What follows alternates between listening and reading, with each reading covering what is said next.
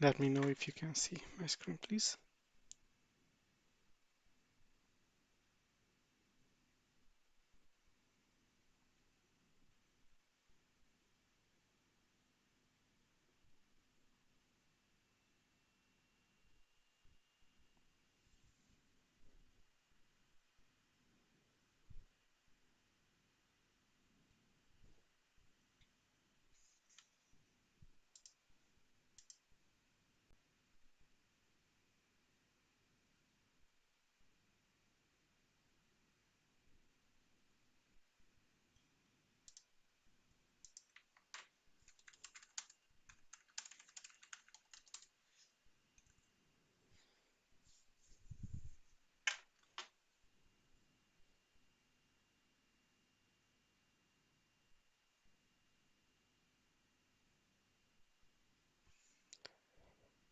Okay, hopefully the stream is good. I'm going to get feedback on it right now.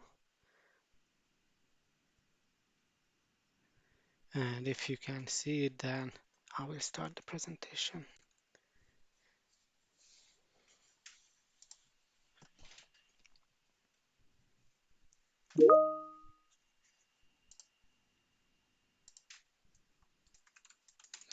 All right, that means officially that I set myself to do not disturb and I start the presentation. Okay, so hello everybody and welcome to Z Night's third day. And this is going to be the first session, and I'm going to be your first presenter today. I'm Peter Foldhazi, and I'm going to be brief. I'm going to talk about my story, my American dream, and the reason why I chose this topic for today, even though I like to talk about very technical, very deep technical topics. So the reason is because uh, right now, everybody is, or most people are so down because of the pandemic, because of the quarantine, and I thought that people need motivation.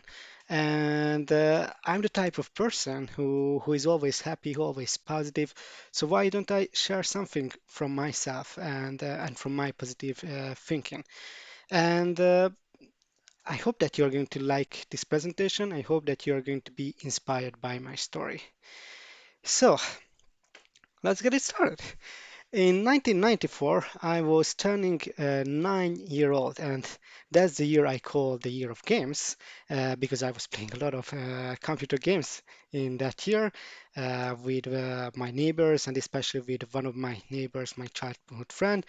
And I'm pretty sure that you can recognize all or most of these games yourselves as well if you were a gamer at that time. And so we decided with my friend that one day we would become software engineers because we wanted to write games, we wanted to build computers. We were really, really happy to do anything with computers, and we were really motivated about this whole topic. And in that very same year, this friend of mine was in the US for several weeks and spent his summertime over there. And he told me about a lot of stories. He told me about what the Black Widow spider was. He also told about venomous snakes, but some more positive things as well, like what type of good foods they had, and also all the arcade bars and their hiking experiences as well. And the reason why I'm showing this map over here is because this is their world map, their actual physical world map in their house. And he showed me, he pointed somewhere on that map.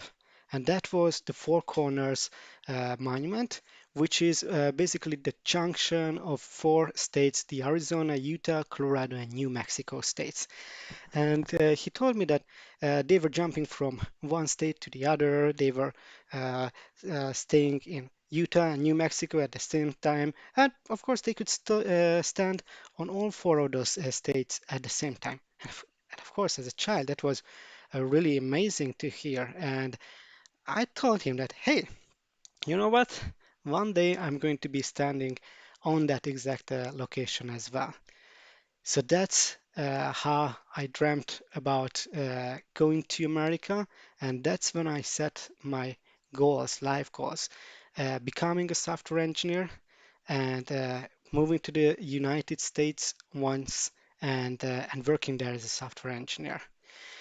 And yeah, I ain't no Conor McGregor or Emma Watson, but I also came from low, came from somewhere down, and I had to learn, I had to experience, and I had to prove myself, just like they did. Of course, I'm not going to get to their levels, or at least I don't plan to do so.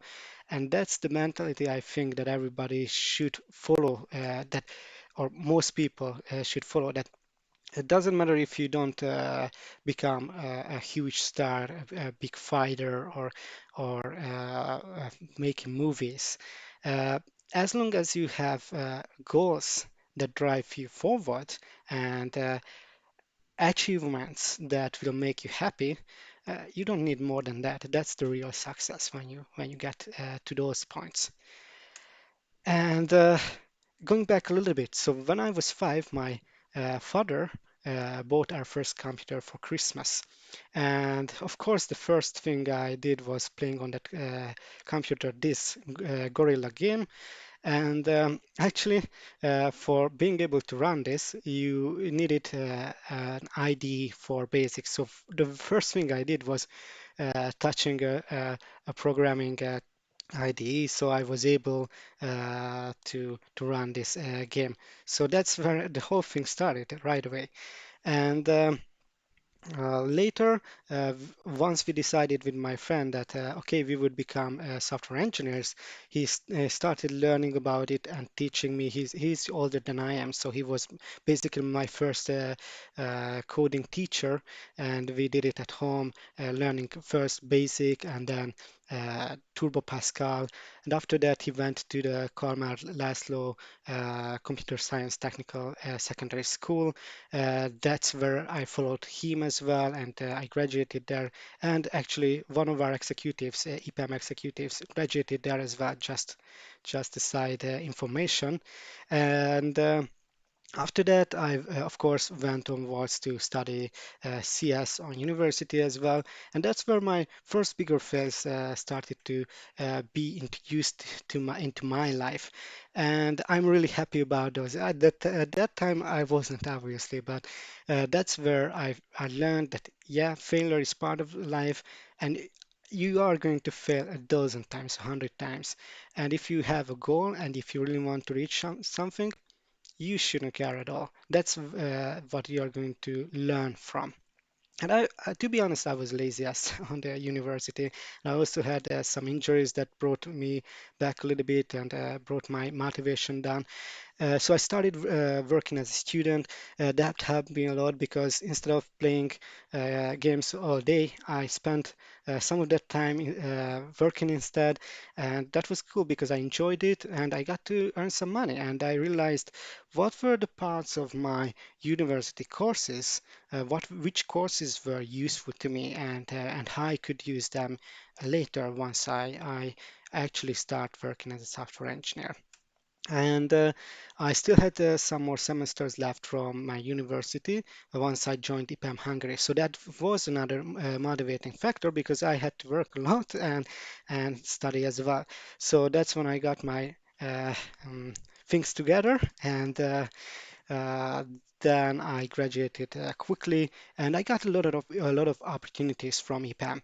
Uh, I'm really happy that I chose that as my first, and I don't know if it's going to be the only company that I'm going to work for, only a full-time job, but I've been with the company for almost 8 years now, and they gave me a lot of opportunities to learn.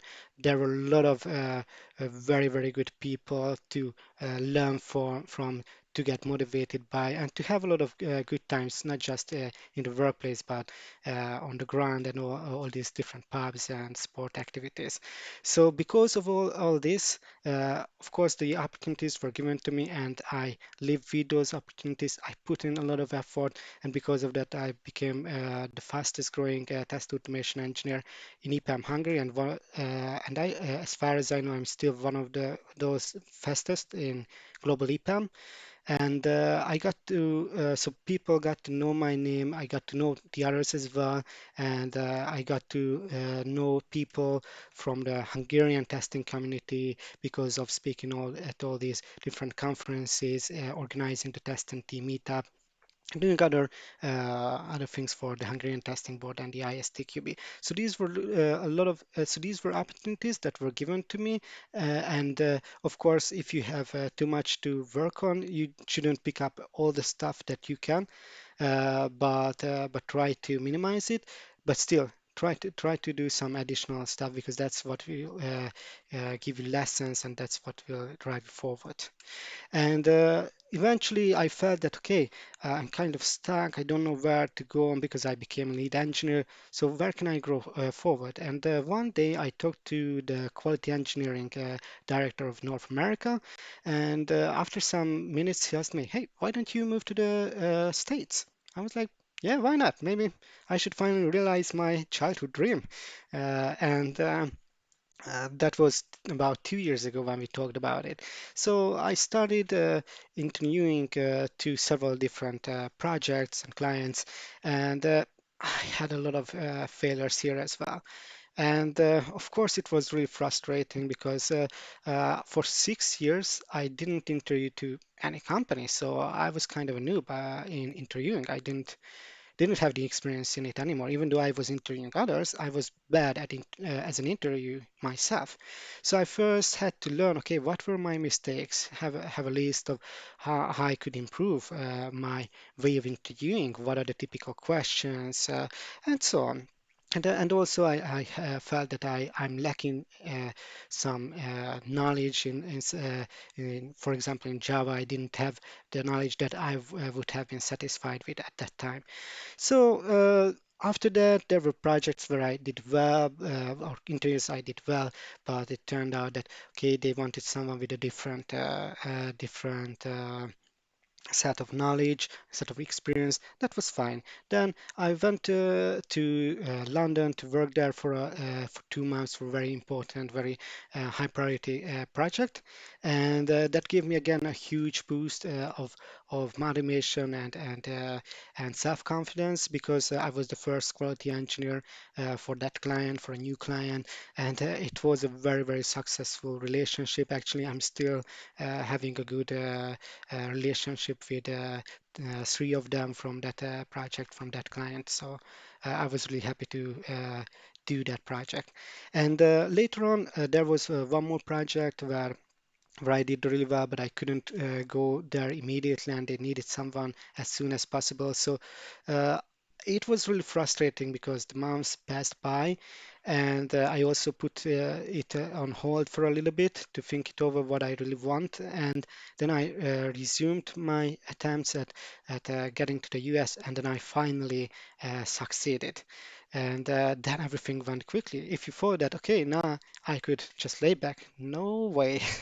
I had to do a lot of stuff to get my visa, so um, arrange everything at home, saying goodbye to my wife, to my family, to my friends, a lot of pubbing and home parties or just simple meetings, and yeah.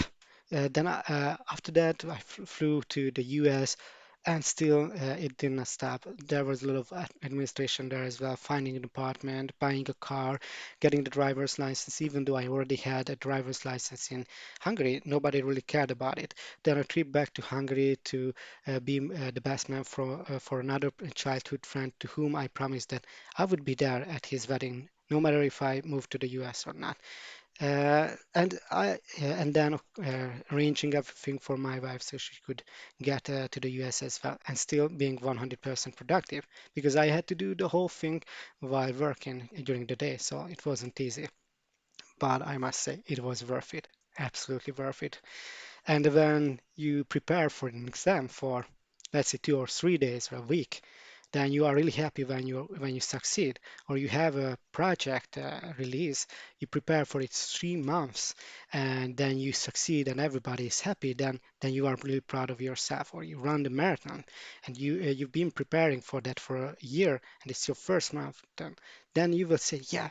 I did it, and that was really worth it, even though it was really painful for 1 year preparing for it, and the running itself was very exhausting and painful. But I did it, and I'm more because of that.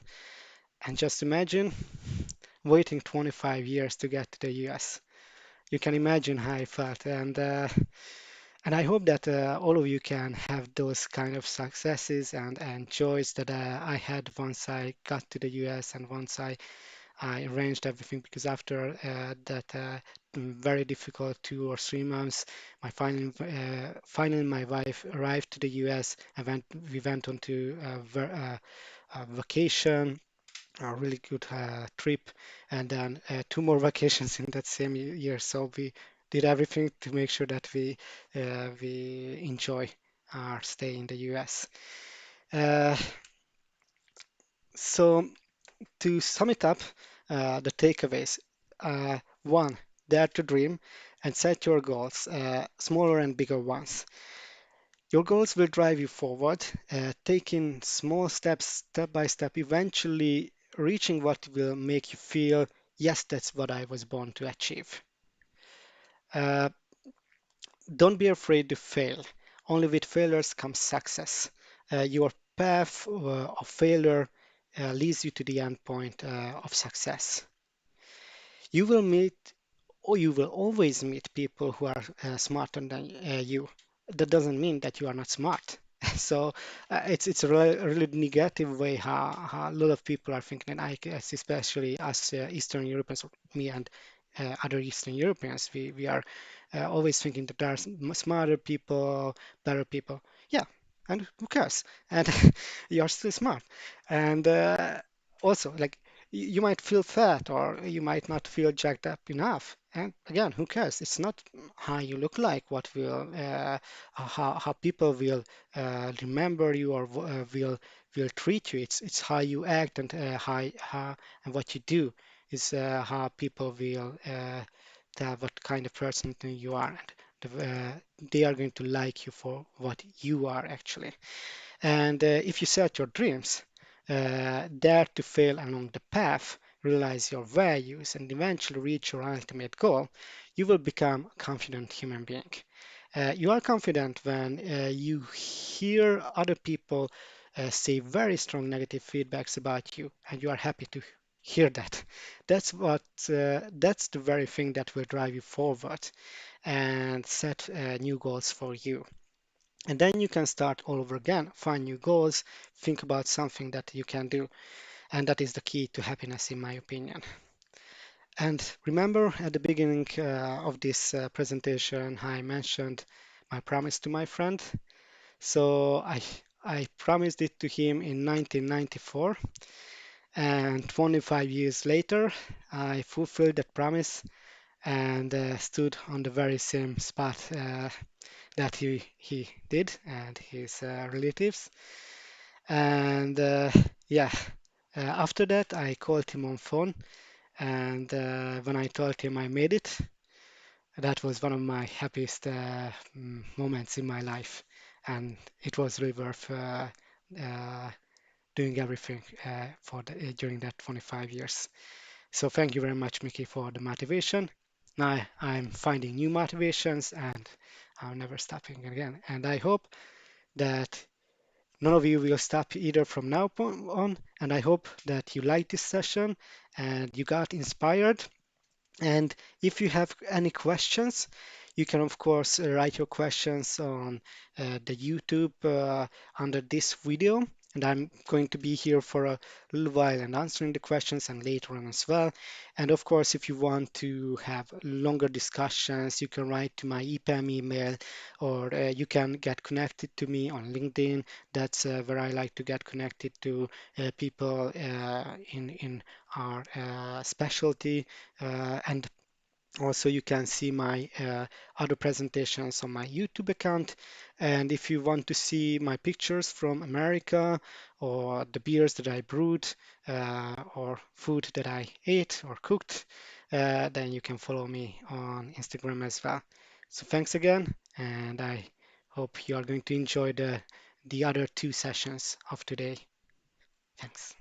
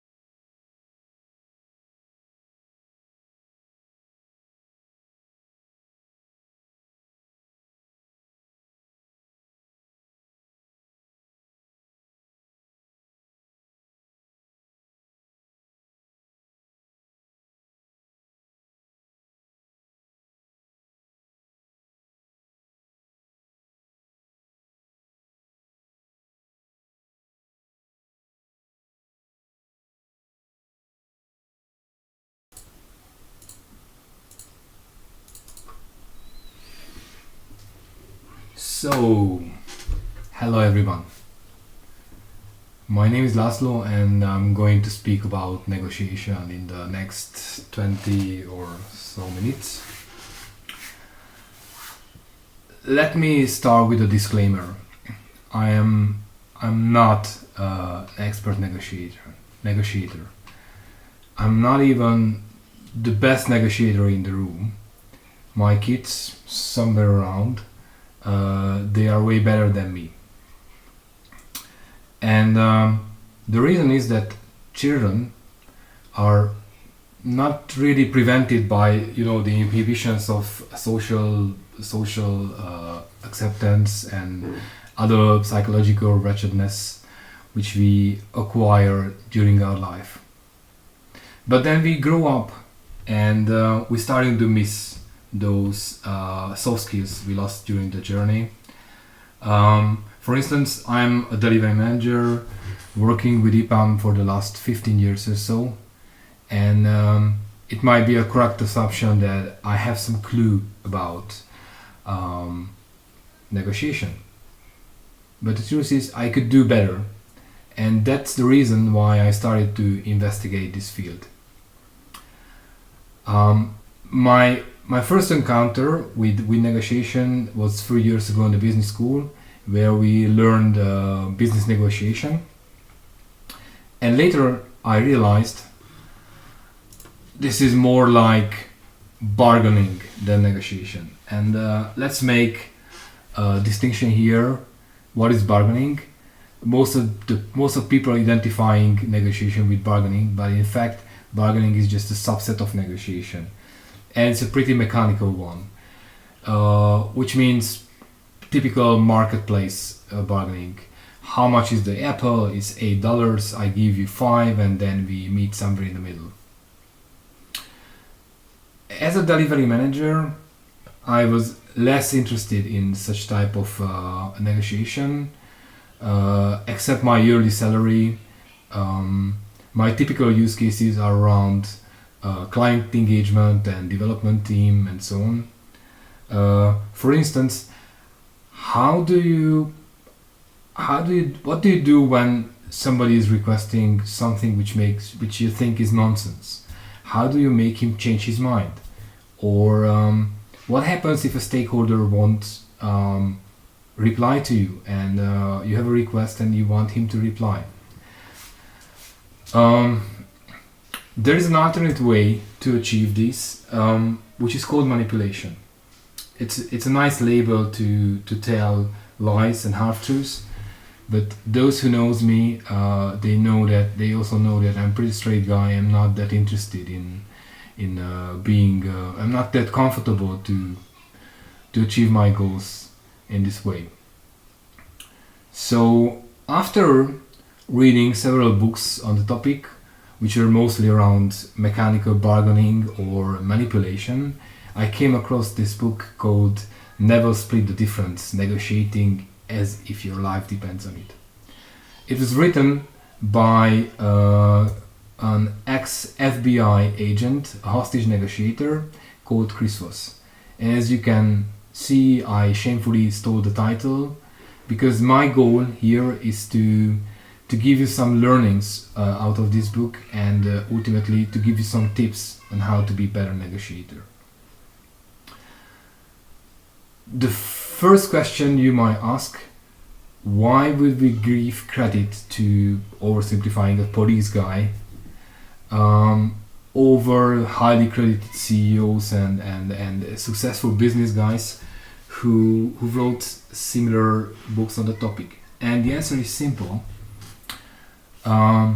If an FBI hostage negotiator makes a mistake, somebody might get hurt. And that is a pretty good incentive to come up with the best framework possible. Not to mention that these guys are bringing some fresh eye on the topic, unlike business guys or academia. This is quite new. So let's deep dive in the topic, in the book actually. Uh, One of the biggest tweak FBI did after 9/11 is to replace the old school mind or rational driven negotiation, and they brought the emotional driven one. Because negotiation is happening between humans, and humans mostly are driven by emotions. Even if they think rational, they are biased by subjective influences. So, in order to go emotional, you need to take the other side as a human, and you need to discover the human side of the other people. And here you might say, okay, let's cut the crap. We don't have really time, like a 30 minutes business negotiation. We don't have time to go with this touchy feeling discussions to discover the other ones. And you might be right, but I have a story here. I have a friend with special skills. He can make people to tell their own inner secrets in no time. I witnessed once, we were traveling in a cab, and the taxi driver, he told his most inner, intimate, personal life, and even started to cry in like 3 minutes. And I couldn't realize how this guy is doing, because he was actually not even talking. And reading this book, I realized the technique he's using, and it's called mirroring. Uh, in short sentences, mirroring means that you repeating the last words of the person with the right tone. And let me give you an example, maybe you will understand better. So here's the example. IT example. You have a project which with tight deadlines. Everybody is working hard. There's a solution architect on the other side, which is not helping that much. And one day he's calling the delivery manager and he's saying, "I cannot accept this architecture. This is ridiculous." So first thing, this is offensive. Saying architecture created by your team is ridiculous is offensive. So your first instinct is that you will counter attacks in some way. But this delivery manager is doing mirroring, so he's saying, so it's ridiculous. It's like asking what it means about ridiculous. And essays say, this way we won't conform to non-functional requirements. So then the delivery manager is pressing forward and he says, yes, the non-functional requirements, please keep saying. And then the essay says, the ones we sent last week.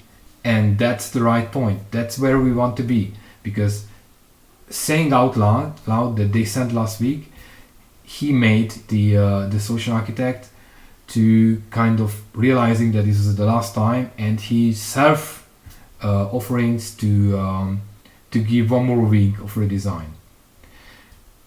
In a normal situation, without mirroring, a delivery manager would confront the SA saying that, hey, you sent us in the last minute and we couldn't conform and da.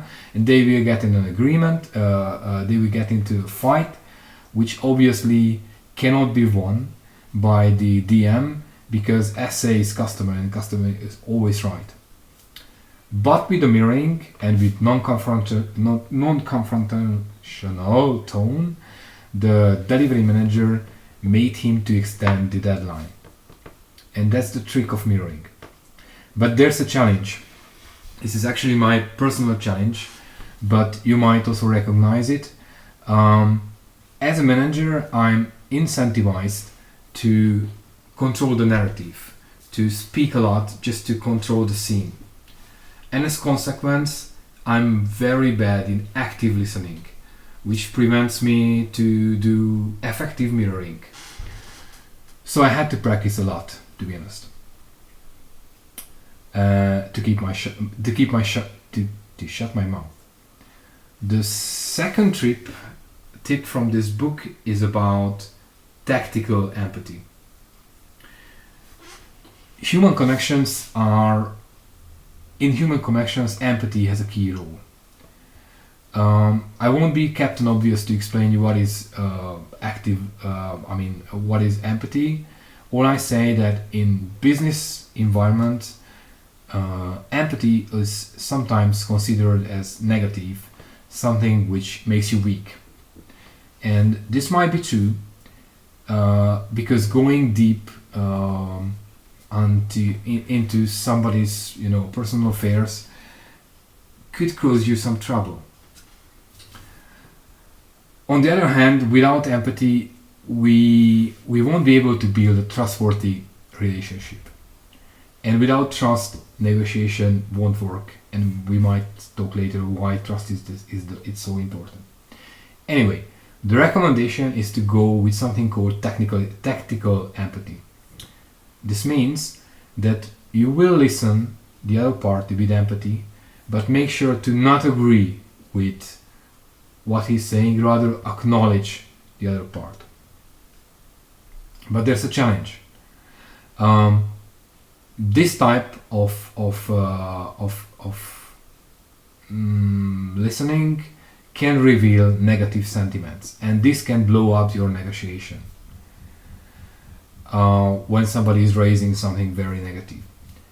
And the solution offered by the book is called labeling. Labeling is again very simple, repeating again the sentiment which was phrased by your parties with your own words. So you're repeating back what he said with your own words. And let me give you an example.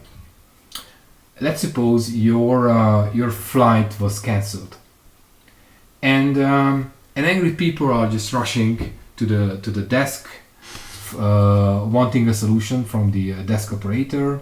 This desk operator is overwhelmed. He cannot really help, so he's keep rejecting people in the line.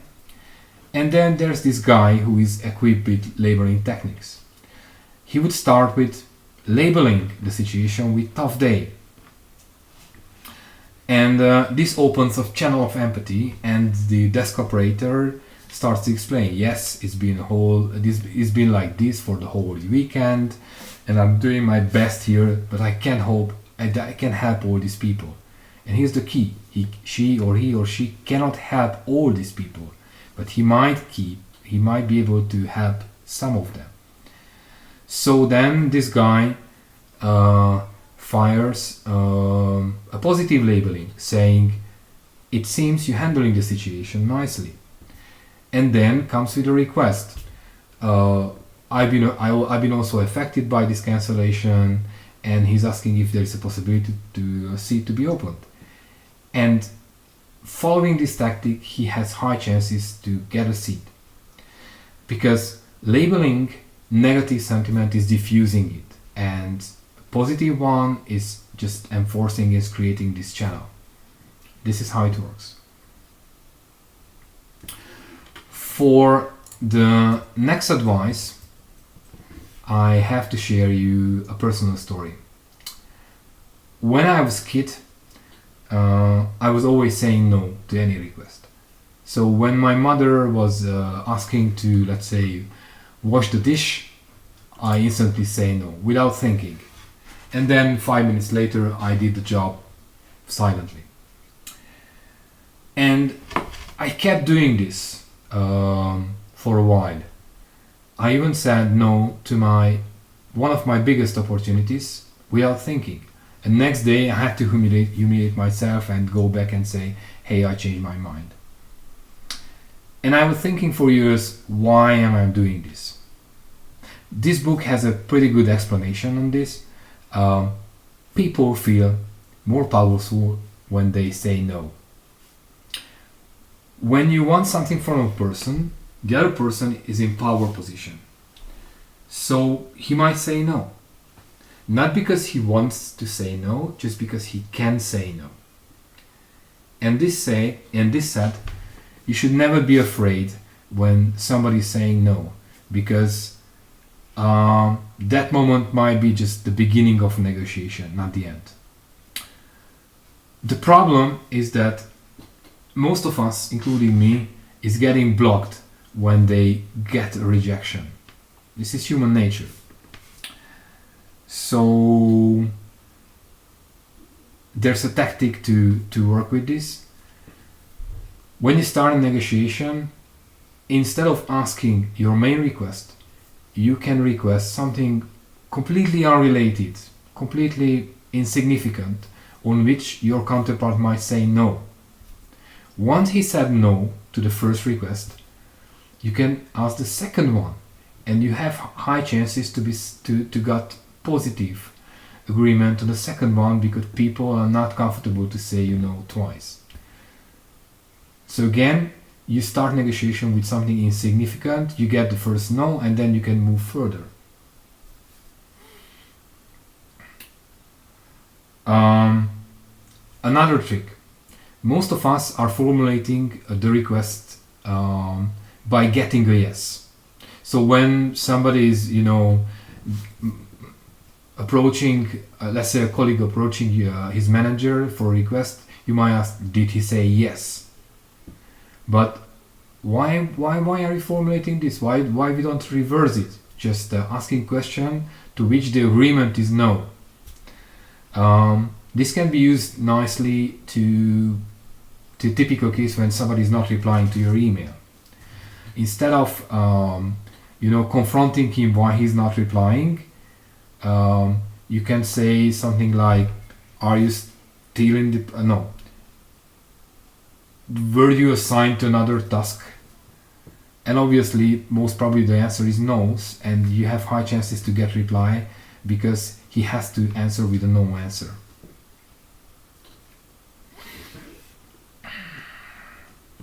And now that we talked about no's, let's speak a little bit about yes. Many times people are agreeing with you just to get rid of you. But in reality, they don't intend to honor your agreement. A sentence like yes, yes, yes, I agree, let's talk about this next time. It's a typical answer when you can feel that something is fishy. This guy doesn't want to say yes. But because you're happy with the small victory, you won't challenge it. And on the end, you might get nothing. Instead of accepting the small victory, you should push for some real resolution. First, by making your counterpart to repeat the agreement once more. That is a firm agreement when he is repeating the same time once more. But also it's important to work on the action points. How you will implement together this agreement. And that is a real yes. Okay, I could go forward until my tongue gets dry, but unfortunately the end of the speech is not negotiable. So as a last sentence, remember that negotiation is not a battlefield, but rather a process of discovery. And today we talked about mirroring and tactical empathy and the power of no. These are all tools for discovery. There is more to learn from this book. For instance, about salary negotiation. Read the book if you need a pay raise. And one more thing, don't forget to enjoy your next negotiation. Thank you for listening me, and feel free to contact me if you are happy to discuss this subject. Thanks again.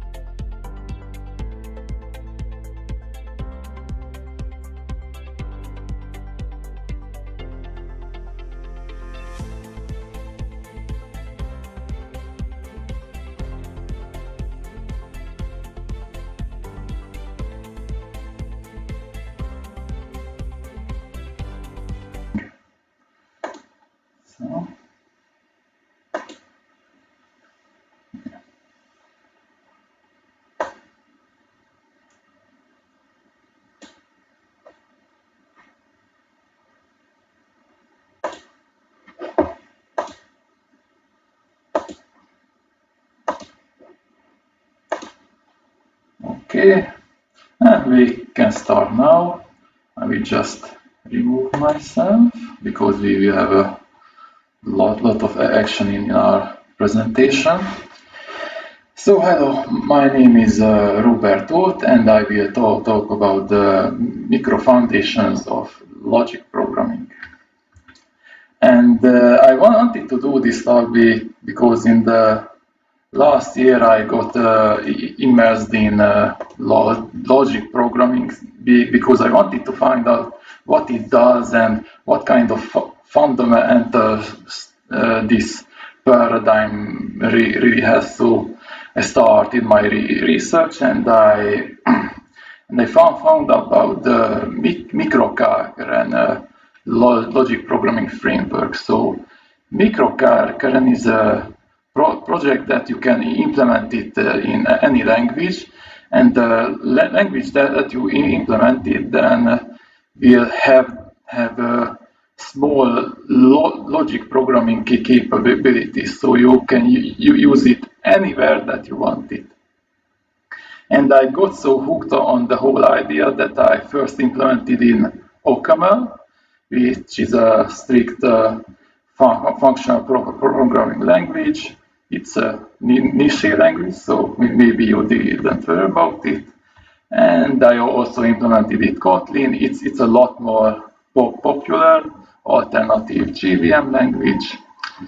And based on this experience, I thought that I will introduce you to also the fundamentals of logic programming by designing a visual logic programming language in this talk.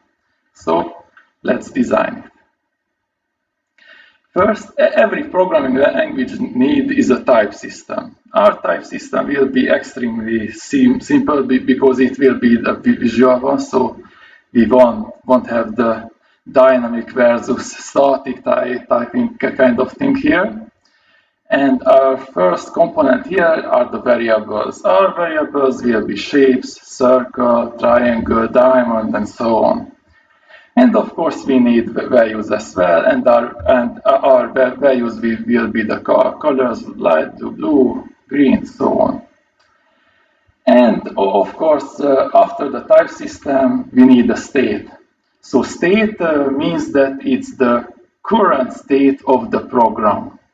So in usual languages, we also call them stack frames, the thing that you saw in the debugger when you are all over the place in your program. And they show that what your variable's value is, and we will do the same thing. So here our state, you can see that we have a circle variable with a green value, triangle with a blue value, and of course, because I'm a lazy programmer, we will use most of the time the shortcut at the right hand side. But you can ask, what will our program do? But before I can answer that, I first will show what a non-logical program is made up and how it works. So first we have the input, of course, after that the output, and in the middle we have something like our program, right? But what it's made of, right? That's a good question, and it's made of by operations, which in case produces states. So the operations modifies the program states and produces new states as they go along. So you can think of programs as state sequences. And in this case, you can see this straight green arrow, and it's happening because there's a one-way relationship between the input and the output. So it's true for every non-logical program that we always have this property. And of course, our programs are not always so simple because we have conditions that means that we can have different outputs based on some input. Here I'm thinking about if-else, switch, and all of that. And also the word is not so perfect because we can have errors in our programs that just blow up. So next we will look at what's the difference between a logical program. And here it is. Most of the stuff say the same, but you can see this weird thing here, right? That the input and output got bundled together, right? And it's big because in a logical program, an input and output has a two-way relationship, and that's why we bundle them together. And another thing that you can notice that the values are in basically a state, because in our language we only want to handle states, so our programs will be extremely simple. Yeah. So, and also we have conditions here. Also, in this case, you can see that the only one thing changed, that it turned blue. And of course, we can have errors in our program. In this case, we run into an error because we don't have any red configuration at the right-hand side, so we run into an error. And because of this two-way relationship property, we can do a lot of fun stuff with it. So the first one it's the not so fun stuff. So we can give it the input and it will just give back the input and output. It's not so weird. But the next one, you can give it the output and expect that it will give you back the input and the output.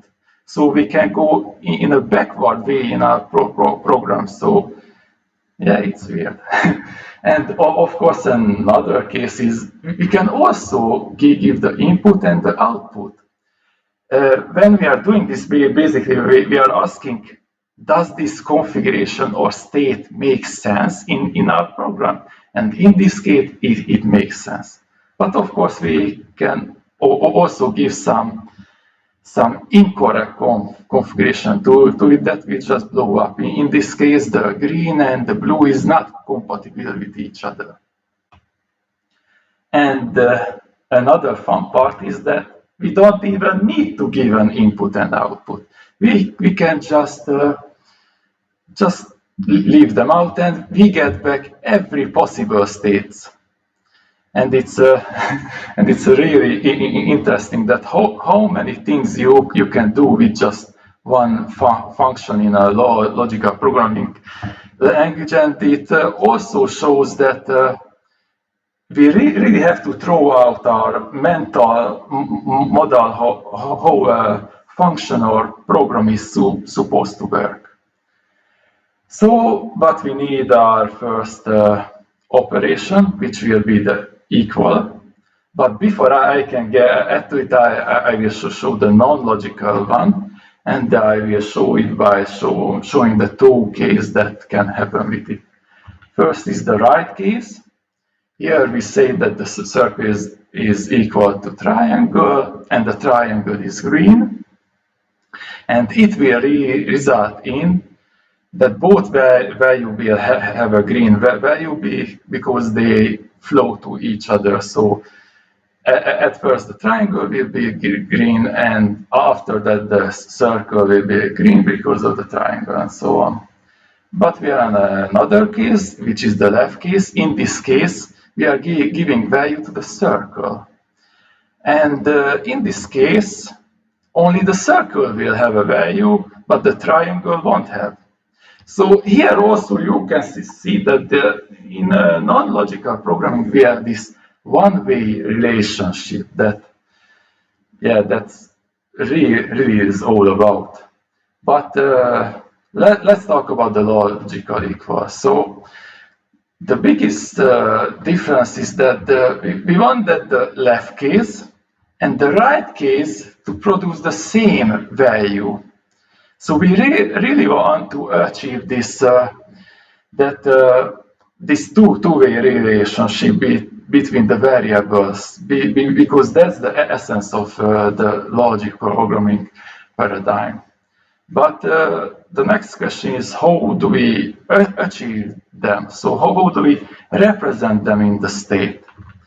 And first I will show a naive way that we want to solve it by trying to push everything that come the way that it came. So it will be clear with the example. So we have here the right case that I told before, and the only thing we will do is just put the left side at the state as it is.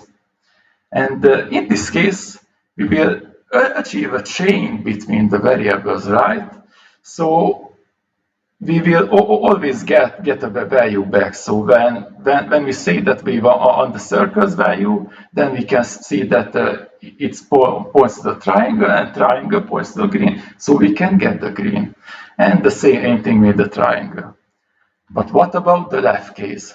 So if we put it is as it is to the state, then we will have this weird state that the circle is in 2 times the state, and it points to the different values, and the triangle is not really there pointing to anything. So it's a weird state, and there's no real simple way to get the triangle's value this way. So we have to do something.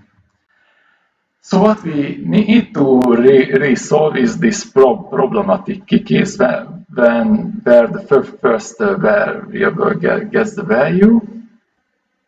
And we will do this by saying that when we say that the circle needs to be green, then the circle will look it up and see that it already has a value, a triangle, which is a variable, so it passes down that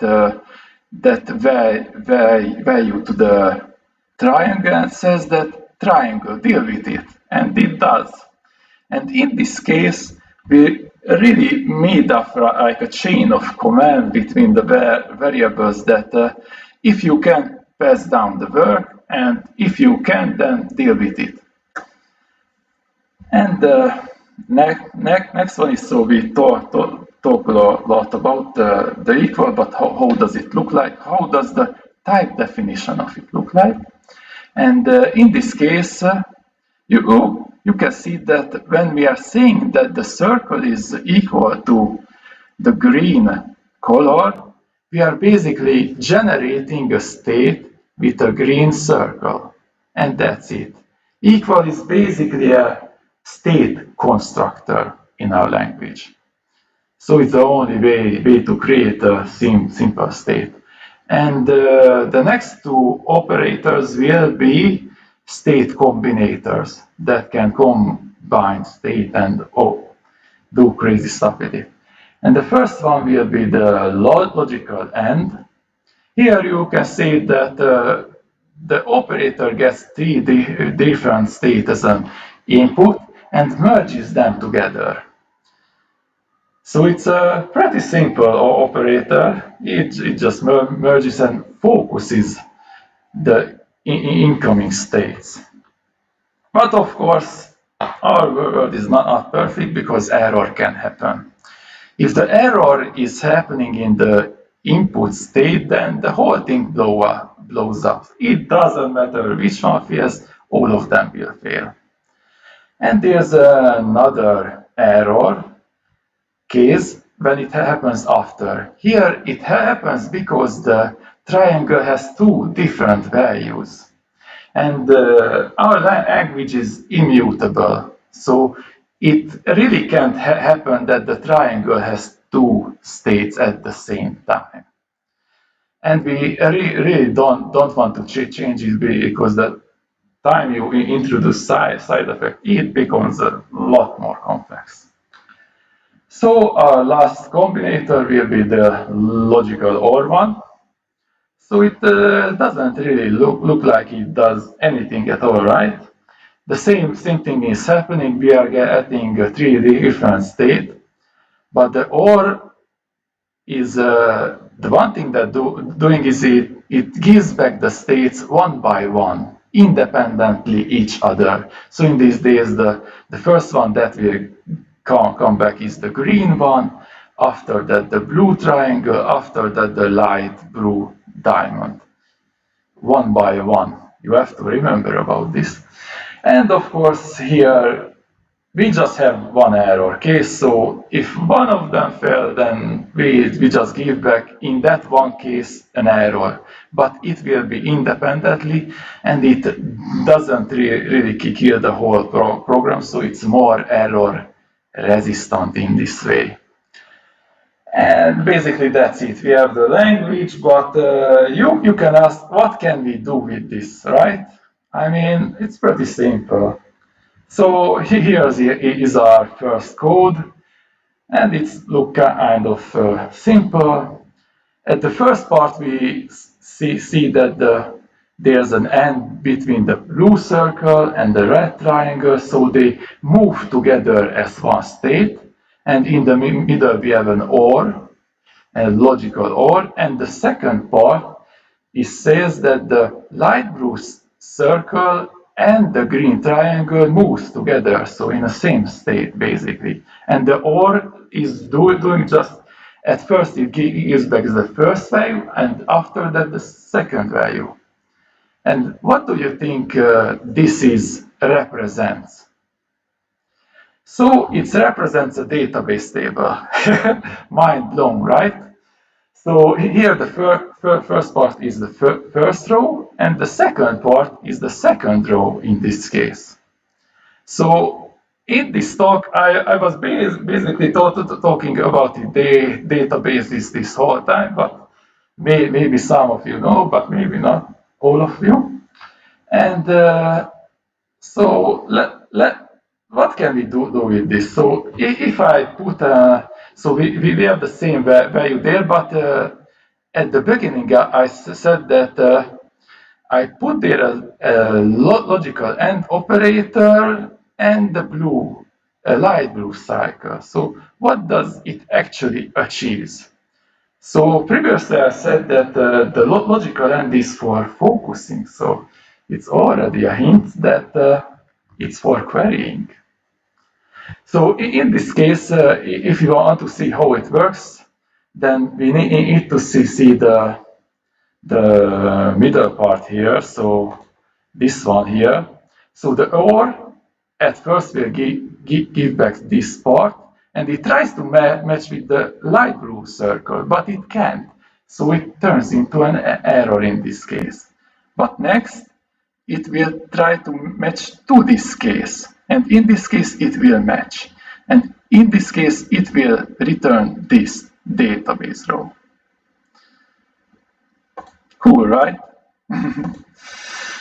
And so basically that was my talk about it, and I hope that I shed some light for you about logic programming. But before I go, I want to show some resources that help me in the way.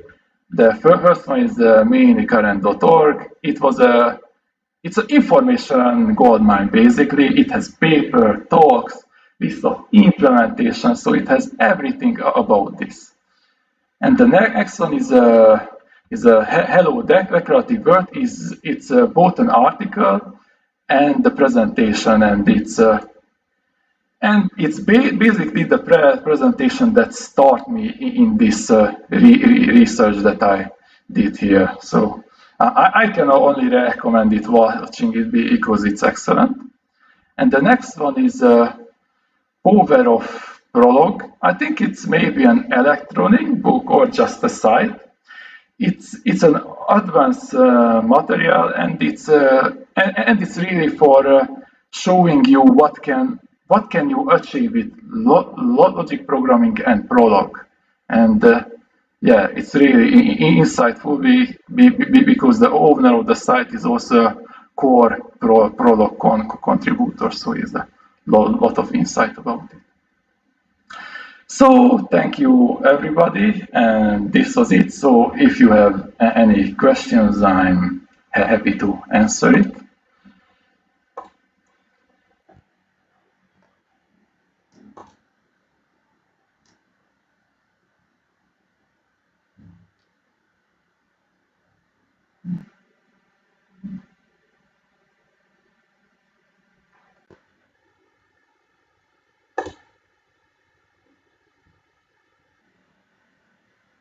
but it seems like that I didn't get any. So thank you for attending this evening, and have a nice evening. Bye bye.